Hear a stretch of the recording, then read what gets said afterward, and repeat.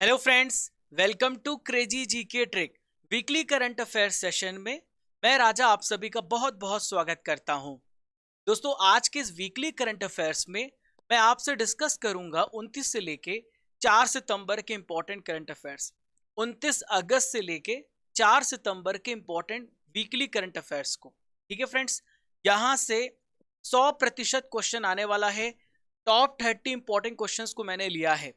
इस सेशन का दो ऑब्जेक्टिव है। पहला, आपका पूरा रिवीजन कराना जो डेली करंट अफेयर्स पढ़ रहे हैं, संडे डे रिवीजन डे, और साथ में आपका टेस्ट भी लेना। दोस्तों, इसके अलावा इस वीकली करंट अफेयर्स की क्या फीचर है, यहाँ पे ऑल टॉपिक कवरेज मिलेगा, इंपॉर्टेंट फैक्ट्स मिलेगा और एनालिसिस मिलेगा इन डिटेल। दोस्तों, इसके अलावा डेली करंट अफेयर्स को फॉलो करते रहें क्योंकि वो बहुत ज़्यादा डीपली डिस्कस किया जाता है, आप सभी को पता है। डेली सुबह 6 बजे आप फॉलो करते रहें डेली करंट अफेयर्स को भी। पीडीएफ को डाउनलोड करना चाहते हैं तो रूट एप्लीकेशन से पीडीएफ को डाउनलोड कर सकते हैं। Free study material, free test आपको मिल जाएगा। जैसे रूट एप्लीकेशन खोलेंगे, यहाँ पे आपको 3 लाइन दिखेंगी, उस पर क्लिक करेंगे तो फ्री स्टडी मटेरियल यानी डेली करंट अफेयर्स का पीडीएफ, वीकली करंट अफेयर्स का पीडीएफ और महा मैराथन का भी पीडीएफ आपको यहीं पे मिल जाएगा। दोस्तों, मुश्किल नहीं है कुछ दुनिया में, तू जरा हिम्मत तो कर। ख्वाब बदलेंगे हकीकत में, तू जरा कोशिश तो कर। कोशिश करने वाले की कभी हार नहीं होती। आज का पहला प्रश्न देखते हैं। राष्ट्रपति द्रौपदी मुर्मू जी ने किसे 49 नंबर का सीजेआई के रूप में शपथ दिलाई है? तो दोस्तों, the right answer is justice U U Lalit. Uday Umesh Lalit जो हैं, अभी हाल ही में 49 नंबर के मुख्य न्यायाधीश बने हैं। अब सवाल ये उठता है कि किन की जगह पर आए हैं। तो फ्रेंड्स, ये एनवी रमना की जगह लेंगे। दोस्तों, जस्टिस यूयू ललित के बारे में मैं आपको बता दूं, बहुत सारे इन्होंने हिस्टोरिकल डिसीजन लिए हैं। जैसे कि मुसलमानों के बीच में तत्काल जो ट्रिपल तलाक है, उससे भी रिलेटेड डिसीजन इन्होंने लिया है। भारत के सबसे पहले चीफ जस्टिस एच.जे. कानिया थे। सुप्रीम कोर्ट की स्थापना 28 जनवरी 1950 को हुई है। दोस्तों, सुप्रीम कोर्ट से रिलेटेड जो प्रोविजन है पार्ट 5 में दिया गया है, आर्टिकल 124 से लेके 147 तक। क्लियर? दोस्तों, प्रेजेंट में न्यायाधीशों की संख्या टोटल है 34, 33 प्लस सीजेआई। नेक्स्ट क्वेश्चन, हाल ही में राष्ट्रीय खेल दिवस कब मनाया गया? तो हर साल मनाया जाता है राष्ट्रीय खेल दिवस 29 अगस्त को। कब मनाया जाता है? 29 अगस्त को। दोस्तों, हॉकी के जादूगर है मेजर ध्यानचंद, इन्हीं की याद पर मनाया जाता है। इसकी शुरुआत 2012 में हुई है। दोस्तों, मेजर ध्यानचंद जी के सम्मान में पीएम मोदी जी ने क्या किया? 2021 में राजीव गांधी खेल रत्न पुरस्कार का नाम बदलकर मेजर ध्यानचंद खेल रत्न पुरस्कार रख दिया। हाल ही में अंतरराष्ट्रीय क्रिकेट के सबसे सफल तेज गेंदबाज कौन बने हैं? इनका क्या नाम है? The right answer is James Anderson. James Anderson ये इंग्लैंड के प्लेयर हैं। इन्होंने टोटल 950 विकेट लिए हैं। ठीक है, और ये पहले फास्ट बॉलर बन गए हैं। हाल ही में 67 नंबर का फिल्म फेयर पुरस्कार घोषित किया गया। इसमें बेस्ट एक्टर का अवार्ड किन्हें मिला है? तो फ्रेंड्स, बेस्ट एक्टर बने हैं, इनका नाम है रणबीर सिंह। फिल्म 83 के लिए इन्होंने फिल्म 83 में बेहतरीन एक्टिंग की है और इसके लिए इन्हें फिल्म फेयर पुरस्कार में बेस्ट एक्टर का अवार्ड मिला है। सबसे बेस्ट फिल्म है शेरशाह। सबसे बेस्ट निर्देशक हैं विष्णुवर्धन शेरशाह के लिए। सर्वश्रेष्ठ एक्टर हैं रणबीर सिंह फिल्म 83 के लिए। सर्वश्रेष्ठ अभिनेत्री हैं कृति सनन मिमी के लिए। सर्वश्रेष्ठ सहायक अभिनेता है पंकज त्रिपाठी मिमी के लिए। और सर्वश्रेष्ठ सहायक अभिनेत्री हैं साई तमंकार मिमी के लिए। Filmfare lifetime achievement award मिला सुभाष घई को। Next question, very very important. हाल ही में रमन मैग्सेस पुरस्कार 2022 की घोषणा कर दी गई है। तो रमन मैग्सेस पुरस्कार को किसने किसने जीता है? The right answer is Sotheara Chhim, Tadashi Hattori, Bernadette Madrid, Gary बेनचेगी।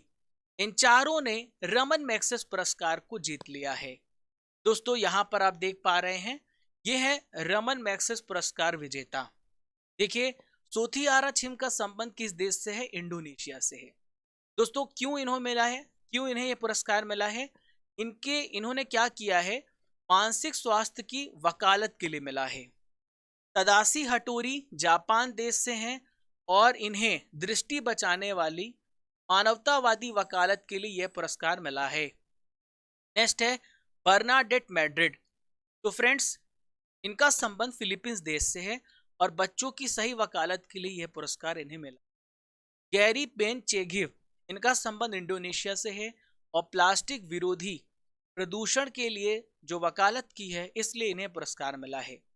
दोस्तों, रमन मैग्सेस पुरस्कार की बात आ गई है तो इनसे संबंधित बहुत सारे इंपॉर्टेंट फैक्ट्स मैं आपको बता देता हूं।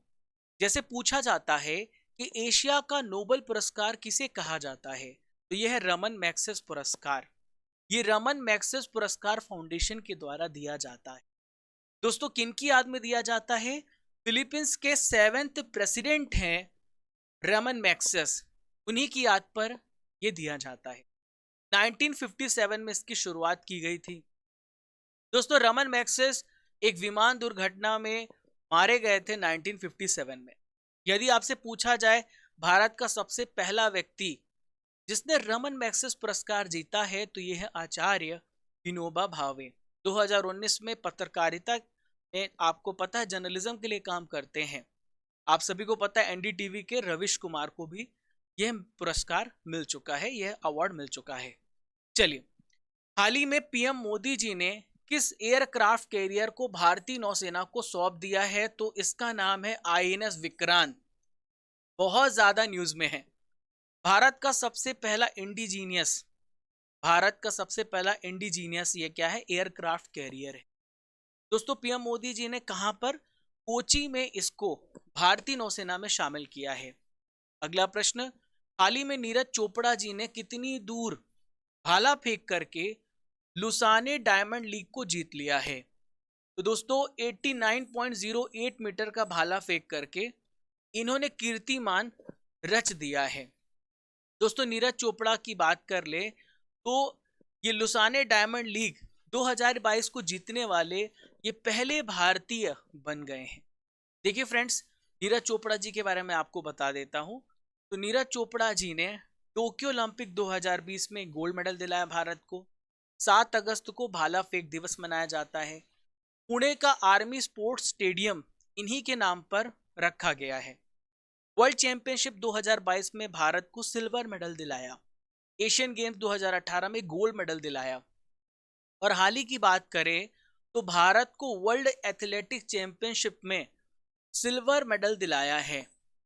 देखिए फ्रेंड्स, अंजू बॉबी जॉर्ज, इन्होंने 2003 में, उसके बाद से बात करें तो ऐसा करने वाले दूसरे एथलीट बन गए हैं। क्लियर? चलिए, हाल ही में संयुक्त राष्ट्र ने किस वर्ष को इंटरनेशनल ईयर ऑफ मिलेट्स घोषित किया है? द राइट आंसर इज 2023, 2023 को। दोस्तों, मिलेट्स में यानी मोटे अनाज में क्या क्या शामिल होता है? तो इसमें ज्वार आता है, इसमें जौ आता है, कोदी आता है और बाजरा, ऐसी फसलें आती हैं। दोस्तों, संयुक्त राष्ट्र के द्वारा कुछ घोषित किए गए वर्ष हैं, आइए इस पर भी चर्चा कर लेते हैं। देखिए, 2021 में कौन सा वर्ष घोषित किया गया? तो यह जो वर्ष है फलों और सब्जियों का अंतर्राष्ट्रीय वर्ष है। ये बाल श्रम के उन्मूलन के लिए अंतर्राष्ट्रीय वर्ष है। ये सतत विकास के लिए रचनात्मक अर्थव्यवस्था का अंतर्राष्ट्रीय वर्ष है। अब आइए बात करेंगे 2022 की। तो 2022 जो है यह है आर्टिसनल, मत्स्य और एक्वा कल्चर का अंतर्राष्ट्रीय वर्ष। 2024 जो होगा कैमल्स के लिए, ऊंटों के लिए डेडिकेटेड होगा। यह है कैमेलिट्स अंतर्राष्ट्रीय वर्ष। चलिए, हाल ही में ब्लूमबर्ग बिलियनर्स इंडेक्स में टॉप 3 में जगह बनाने वाले सबसे पहले एशियाई कौन बन गए हैं? इनका क्या नाम है? दोस्तों, ये है गौतम अडानी। देखिए, मुकेश अंबानी 11वें नंबर पे हैं, ठीक है। गौतम अडानी 3rd प्लेस पर पहुंच गए हैं। पहले स्थान पर स्पेसएक्स और टेस्ला के मालिक एलोन मस्क हैं और दूसरे स्थान पर अमेजन के मालिक जेफ बेजोस हैं। और ये हैं, आप सभी को पता है, गौतम अडानी हैं। चलिए, अभिजीत सेन का हाल ही में निधन हो गया, इनका संबंध किस क्षेत्र से था? तो दोस्तों आप अपना आंसर कमेंट बॉक्स पर भी दे सकते हैं। तो इसका सही उत्तर है, इनका संबंध है इकोनॉमिस्ट, यानी ये अर्थशास्त्री थे, अभी हमारे बीच में नहीं है। देखिए, अभिजीत सेन के बारे में मैं आपको बता दूं, तो ये प्लानिंग कमीशन के पहले एक्स मेंबर थे और ग्रामीण अर्थव्यवस्था पर देश के स्पेशलिस्ट थे। 2004 से लेकर 14 तक योजना आयोग के मेंबर थे, जब देश के प्रधानमंत्री का क्या नाम था? मनमोहन सिंह। चलिए, देखिए यहाँ पर निधन की बात कर लेता हूँ, ठीक है, क्योंकि निधन की बात आ रही है। तो हाल ही में बंगला फिल्मों के अभिनेता प्रदीप मुखर्जी का निधन हो गया है। फिल्म निर्माता अब्दुल गफ्फार नाडियाडवाला जी का निधन हो गया है। झारखंड के पूर्व राज्यपाल सिप्ते रजी का निधन हुआ है। भारतीय फुटबॉल टीम के पूर्व कप्तान, इनका नाम है समर बनर्जी, इनका निधन हो चुका है। उपन्यासकार नारायण जी का निधन हुआ है। बीसीसीआई के पूर्व सेक्रेटरी अमिताभ चौधरी जी का निधन हो गया है। भारतीय अमेरिकी पत्रकार उम्मा पेमा राजू का निधन हो गया है। देखिए, दिग्गज निवेशक जिन्हें बिग बुल कहा जाता है, राकेश झुनझुनवाला, इनका भी निधन हुआ है हाल ही में, इसलिए याद रखिएगा, ठीक है। चलिए, हाल ही में मिखाइल गोर्बाचेव का निधन हो गया। इनका संबंध, ये किस देश के या फिर संघ के पूर्व राष्ट्रपति थे? दोस्तों ये फॉर्मर यूएसएसआर के राष्ट्रपति थे। क्लियर? ये पूर्व सोवियत संघ के राष्ट्रपति थे। दोस्तों 30 अगस्त 2022 को रूस की कैपिटल मॉस्को में इनका निधन हुआ है। 1990 में इन्हें नोबेल पुरस्कार से सम्मानित किया जा चुका है। हाल ही में 1 सितंबर को किस रोग का पहला स्वदेशी टीका लॉन्च किया गया है? तो दोस्तों इस रोग का नाम है सर्वाइकल कैंसर, इसे ग्रीवा कैंसर भी कहते हैं। ये महिलाओं में होने वाला चौथा आमतौर पे कैंसर है, ठीक है। मंकी पॉक्स के भी केसेस देखे गए थे केरला में काफी तेजी से स्प्रेड हो रहा था, ठीक है। दोस्तों इसका जो टीका है सीरम इंस्टीट्यूट ऑफ इंडिया ने बनाया है, जिसका हेडक्वार्टर पुणे में है। क्लियर? और इसका नाम है quadrivalent human papilloma virus vaccine. Clear? दोस्तों ये जो टीका है ये क्या करेगा? पेपिलोमा वायरस के खिलाफ एंटीबॉडी पैदा करके इसका रोकथाम करेगा। दोस्तों ये मैं आपको बता दूं, यहां पर होता है सर्वाइकल कैंसर, ठीक है। ये महिला का यूट्रस कहलाता है, गर्भाशय कहलाता है, ये ओवरी कहलाता है, अंडाशय कहलाता है, ये फेलोपियन ट्यूब कहलाता है, और ये है वेजाइना, ठीक है।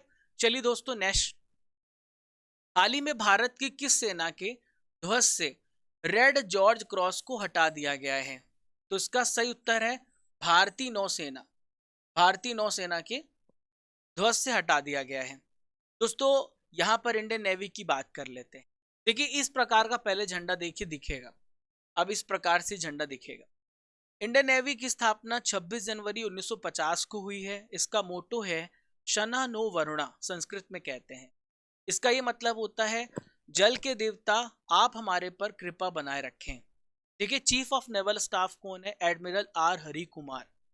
दोस्तों कल मैं एक क्वेश्चन करा रहा था, उस समय मैंने गलती से, वो प्रश्न ये था कि नौसेना के अध्यक्ष कौन है, मैंने आपको थल सेना का अध्यक्ष बता दिया, वो जल्दबाजी में मैंने बता दिया था। Vice chief of naval staff कौन है? वाइस एडमिरल सतीश नामदेव घोर। चलिए अगले क्वेश्चन की ओर।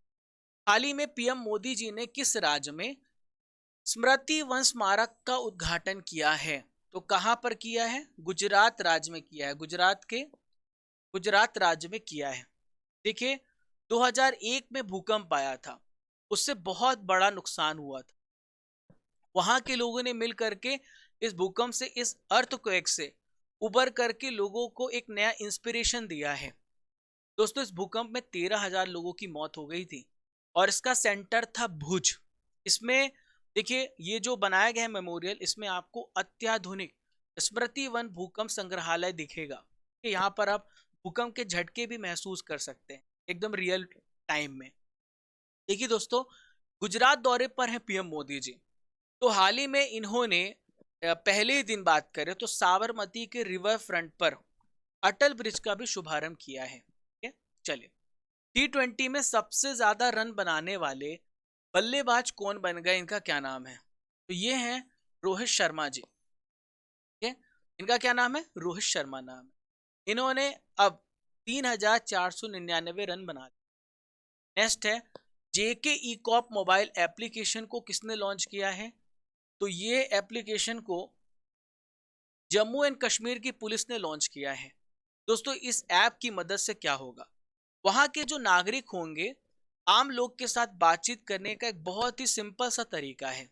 इस मोबाइल एप्लीकेशन के माध्यम से नागरिक किराएदार या पीजी सत्यापन, नागरिक जो है चरित्र प्रमाण पत्र, कर्मचारी सत्यापन, इन सभी का अनुरोध कर सकते हैं। नेक्स्ट क्वेश्चन, अमलान बोरगोहेन ने 100 मीटर रेस को कितने समय में पूरा करके एक नया नेशनल रिकॉर्ड बना दिया है? The right answer is 10.25 second में इन्होंने यह रेस पूरी की है। दोस्तों ये रेस कहां पर आयोजित की? यूपी के रायबरेली में इसका आयोजन किया गया। ठीक है, और एक नया नेशनल रिकॉर्ड बनाया किसने? अमलान बोरगोहेन ने। ये भारतीय स्प्रिंटर है। Next question, all India football federation जिसे हम बोलते हैं AIFF, इसके नए अध्यक्ष कौन बने हैं, इनका क्या नाम है? दोस्तों इनका नाम है कल्याण चौबे।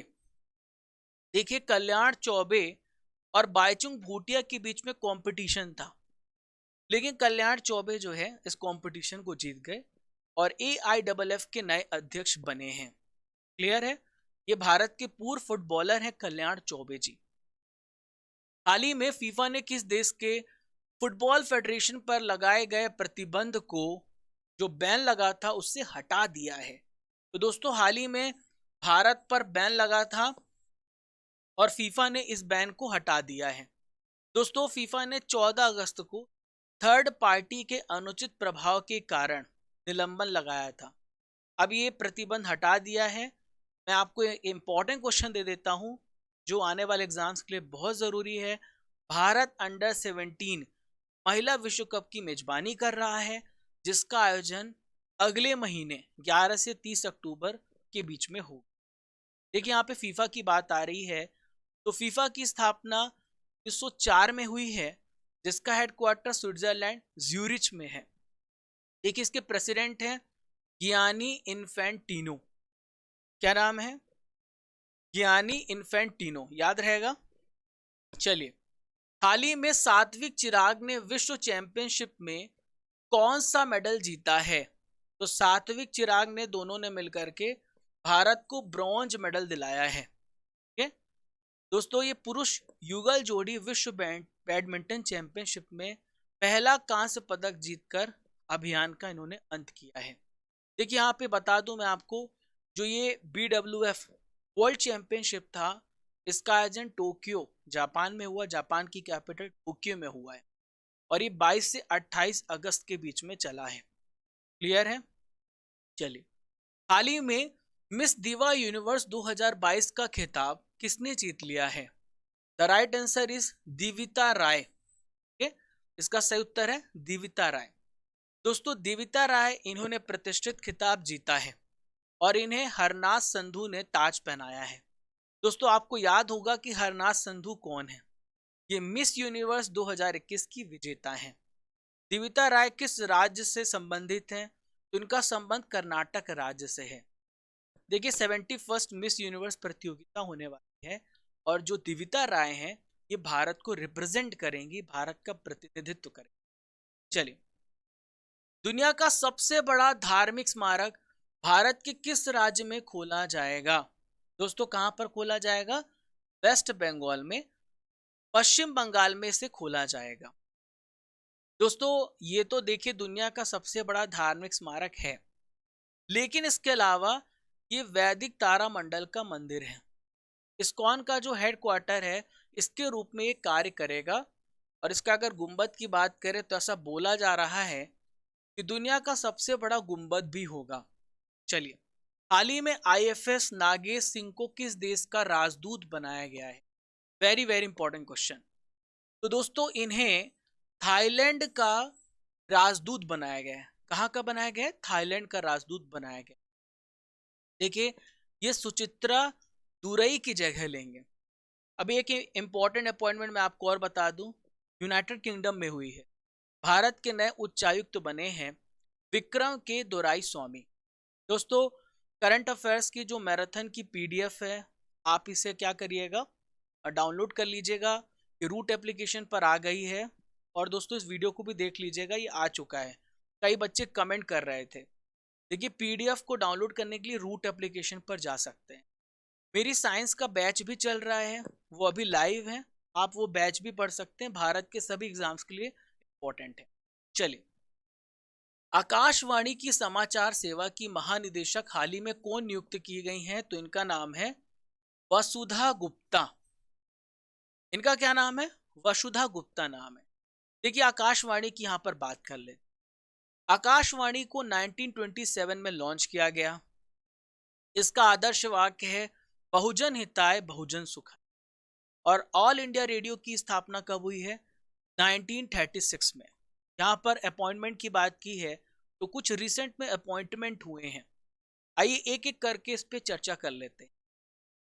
हाल ही में राष्ट्रमंडल संसदीय संघ के कोषाध्यक्ष बने हैं Anurag Sharma. Mercedes Benz India के सीएमडी बने हैं संतोष अय्यर। भारतीय ओलंपिक संघ के अंतरिम अध्यक्ष बने हैं आदिल सुमरीवाला। 49 नंबर के सीजीआई बने हैं जस्टिस यूयू ललित। हाल ही में डीआरडीओ के अध्यक्ष बने हैं समीर वी कामत।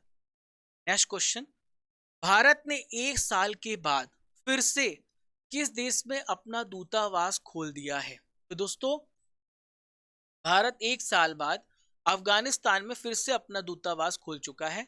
वहां पर बहुत ज्यादा डिस्टरबेंस चल रही थी, तालिबानियों ने कब्जा कर लिया था, तो भारत ने बैक कर लिया था। वापस से भारत ने अपना दूतावास खोल लिया है। बहुत सारी कंट्रीज ने दूतावास खोला है। चलिए, भारतीय ओलंपिक संघ के हाल ही में अंतरिम अध्यक्ष कौन बनाया गया है? इनका क्या नाम है? तो आदिल सुमरीवाला। इसका राइट आंसर है आदिल सुमरीवाला। पूरे सेशन को बहुत ध्यान से मन लगा करके सुनिएगा, ठीक है? लास्ट में क्वेश्चन पूछूंगा मैं।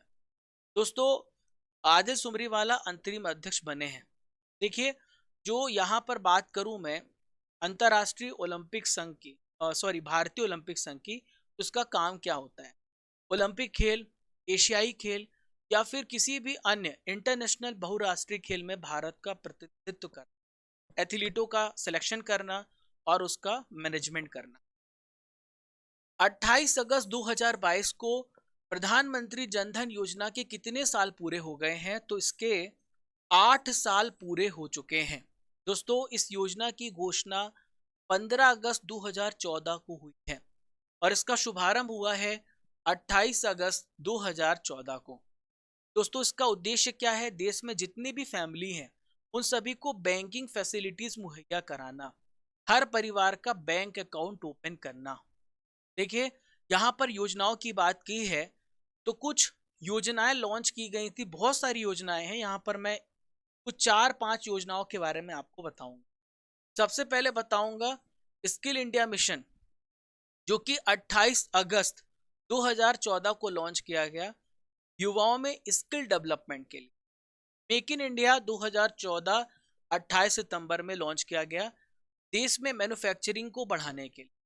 स्वच्छ भारत मिशन 2 अक्टूबर 2014 को लॉन्च किया गया और इसका लक्ष्य था 2 अक्टूबर 2019 तक देश को स्वच्छ भारत बनाना।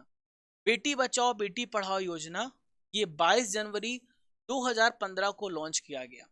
इसका उद्देश्य था लड़कियों को जो पढ़ाई है उसको जारी रखना और उसके जरिए सामाजिक और वित्तीय तौर पर उन्हें आत्मनिर्भर बनाना। चलिए अगले प्रश्न की ओर। हाल ही में राष्ट्रमंडल संसदीय संघ के कोषाध्यक्ष कौन बने हैं? इनका क्या नाम है? दोस्तों, इनका नाम है अनुराग शर्मा। क्या नाम है इनका? अनुराग शर्मा। देखिए, राष्ट्रमंडल संसदीय संघ का सम्मेलन कहां पर हुआ? कनाडा में हुआ है, हैलीफैक्स में। और भारत का रिप्रेजेंटेशन किया है लोकसभा अध्यक्ष ओम। चलिए, अभ्यास वोस्तोक 2022 का आयोजन हाल ही में किस देश में किया जा रहा है? तो कहां पर किया जा रहा है? इसका आयोजन रशिया में किया जा रहा है। ये 1 सितंबर से लेकर 7 सितंबर तक चलेगा भारत, चीन, बहुत सारे देश इसमें भाग ले रहे हैं। देखिए यहाँ पर कुछ अभ्यासों के बारे में मैं आपको बताऊंगा जो भारत के सैन्य अभ्यास हैं। जैसे सबसे पहला बात करेंगे भारत और इंडोनेशिया के बीच में गरुण शक्ति, एक्वेरिन भारत और मालदीव के बीच में होता है, चीन और भारत के बीच में हैंड इन हैंड होता है, और बोल्ड कुरुक्षेत्र होता है भारत और सिंगापुर के बीच में। मित्र शक्ति भारत और श्रीलंका के बीच में, नोमैडिक एलिफेंट भारत और मंगोलिया के बीच में। देखिए भारत और फ्रांस के बीच में शक्ति और डेजर्ट नाइट और वरुण अभ्यास होता है। चलिए आज का आखिरी क्वेश्चन, लिंथोई चननबम ने अंडर 18 विश्व जूडो कैडेट चैंपियनशिप में भारत को कौन सा मेडल दिलाया है? दोस्तों इन्होंने भारत को स्वर्ण पदक दिलाया है, गोल्ड मेडल दिलाया है, और ये ऐसा करने वाली जूडो विश्व चैंपियनशिप में भारत को पदक दिलाने वाली खिलाड़ी है, भारत के लिए पहला पदक जीतने वाली खिलाड़ी। इन्होंने 57 किलोग्राम वेट कैटेगरी में भारत को गोल्ड मेडल दिलाया है।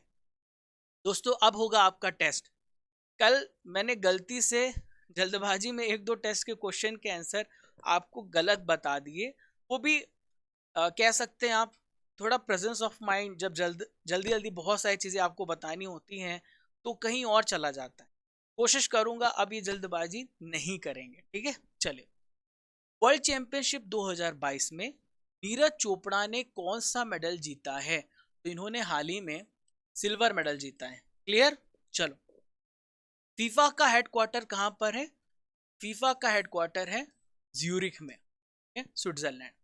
खेल दिवस की शुरुआत किस साल से हुई है? तो इसकी शुरुआत हुई है 2012 से। रमन मैग्सेस पुरस्कार की शुरुआत किस वर्ष से हुई है? ध्यान से सुनना, 1957 से। और 1958 में आचार्य विनोबा भावे को रमन मैग्सेस पुरस्कार मिला था। रमन मैग्सेस पुरस्कार प्राप्त करने वाले पहले भारतीय कौन है? मैंने आपको नाम भी बता दिया, ये है आचार्य Vinoba Bhave. Human papilloma virus से होने वाला कौन सा रोग है? तो ये है सर्वाइकल कैंसर, इसे ग्रीवा कैंसर भी बोलते हैं। जस्टिस यूयू ललित किस नंबर के भारत के मुख्य न्यायाधीश हैं? ये 49 नंबर के मुख्य न्यायाधीश हैं। भारतीय नौसेना, कल यही प्रश्न था दोस्तों, मैंने वापस ये प्रश्न क्यों लिया आपको समझाने के लिए। गलती से मैंने नौसेना को सेना समझ लिया, इस वजह से मनोज पांडे टिक कर दिया था। भारतीय नौसेना के वर्तमान अध्यक्ष एडमिरल आर हरि कुमार हैं। चलिए मिखाइल गोर्बाचेव को किस वर्ष नोबेल पुरस्कार मिला है? 1990 में। मेक इन इंडिया की शुरुआत किस वर्ष से हुई है? तो मेक इन इंडिया की शुरुआत 2014 से शुरू हुई। क्लियर? तो दोस्तों ये था 29 अगस्त से लेके 4 सितंबर का वीकली करंट अफेयर्स। 20 से 25 मिनट में पूरा करंट अफेयर्स। दोस्तों आज का सवाल, 67 फिल्म फेयर पुरस्कार में बेस्ट एक्टर का अवार्ड किन्हें मिला है? आपको इसका आंसर कमेंट बॉक्स पे देना है। दोस्तों हमारा मकसद है आपके समय को बचाना। इस 20 से 25 मिनट में हमारा मकसद होता है 1.5 से 2 घंटे का सेशन कवर करना, ताकि आप अपना समय बचा करके दूसरे सब्जेक्ट में लगा सके। ऐसे ही पढ़ते रहिए, और आपको सेशन अच्छा लगा हो, दिल से अच्छा लगा हो, तो शेयर करना बिल्कुल भी मत भूलना मत। मेरा उद्देश्य है और आपका उद्देश्य है इस सेशन को भारत का नंबर 1 सेशन, और जब तक तोड़ेंगे नहीं तब तक छोड़ेंगे नहीं, मेहनत करेंगे और माता पिता का नाम रोशन करने के लिए हाथ देकर। चलिए फ्रेंड्स, मिलते हैं कल। जय हिंद, जय भारत।